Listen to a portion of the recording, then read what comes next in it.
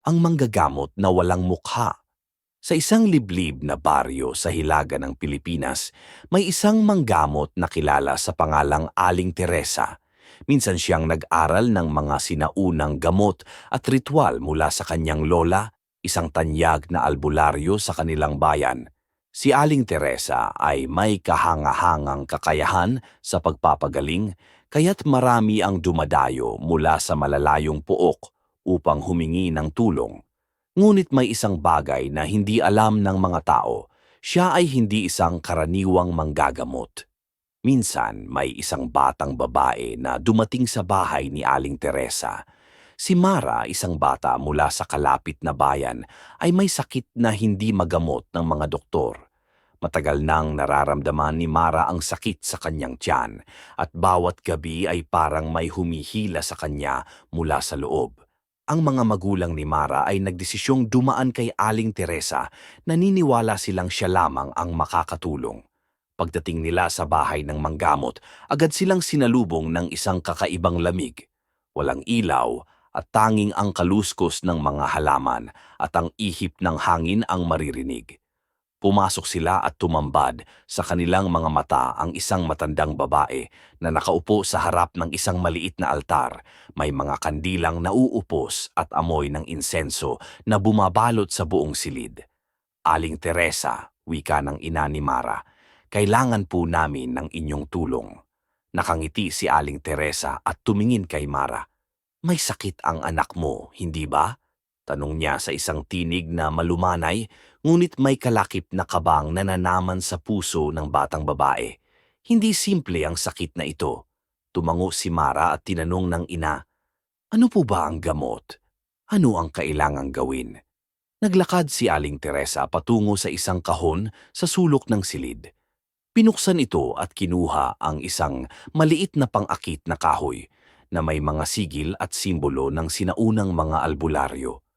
Kailangan niyang magtiis, hindi ito ordinaryong karamdaman, may kasalanan ang mga magulang ng batang ito. Wika ni Aling Teresa. Lumingon siya kay Mara at ngumiti ng may kabangis. Siya'y iniiwasan ng mga kaluluwa ng mga ninuno. Ang sakit niya ay isang parusa.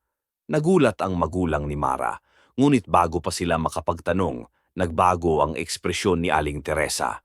Ang ngiti nito ay napakalamig at sa ilalim ng kanyang mga mata, tila may mga likha ng itim na mantsa, isang malalim na itim na bahagi ng kanyang katawan na nagsisimula ng lumabas mula sa kanyang balat. Ang gamutan ay may kasamang sakripisyo, sabi ni Aling Teresa, sabay turo sa isang kahoy na kahon. Ang bagay na ito ang magpapagaling sa anak mo, ngunit kapalit ng isang mahalagang bagay. Bigla niyang itinaas ang isang maliit na salamin at ipinakita sa batang babae ang kanyang sariling refleksyon. Ngunit hindi ito ang mukha ng batang Mara na alam ng lahat. Ang mukha ni Mara sa salamin ay nakasunod ng mga itim na mata na walang kaluluwa at isang anino na parang lumalapnos sa kanyang mga pisngi. Si Mara ay napaluhod sa takot. Ano po ito? Tanong niya sa takot na dumadaloy sa kanyang tinig. Ang mga mata ni Aling Teresa ay kumikislap ng kagalakan habang pinagmamasdan ang takot ni Mara. Ito ay bahagi ng aking seremonya. Ang iyong katawan ay magiging aking bagong tahanan. Bago pa makapag-react ang magulang ni Mara, ang katawan ni Aling Teresa ay nagsimulang magbago. Ang balat nito ay tila natutunaw, lumulutang na parang usok ang kanyang mukha, hanggang sa ganap na nawawala ang kanyang itsura at tanging isang anino na naglalakad sa dilim ang natira. Ang buong silid ay napuno ng matinding lamig at isang malalim na halakhak na hindi makakalimutan ng magulang ni Mara. Ang batang babae ay nawalan ng malay at nang magising siya, nakita niyang wala na si Aling Teresa. Wala na rin ang anyo ng manggamot na kanilang nakilala. Ang silid ay puno ng kadiliman at ang sakit sa tiyan ni Mara ay naglaho na, ngunit ang anino ng manggamot ay patuloy na sumusunod sa kanya. Mula noon tuwing gabi, nararamdaman ni Mara ang malamig na hangin sa kanyang likuran at naririnig ang mahahabang halakhak na tila nagmumula kay Aling Teresa. Ang batang ito na dati ay isang inosenteng bata ay nagiging saksi sa isang matinding lihim ng manggamot, isang lihim na magbabalik sa kanya tuwing kanyang dadalhin ang sakit ng kanyang katawan.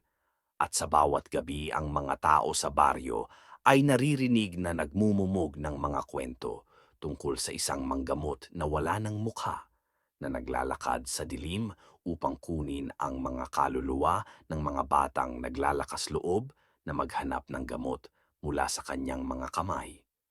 Huwag magtiwala sa mga manggamot. Ang ilang gamot may kasamang kasunduan na hindi mo kayang tapusin.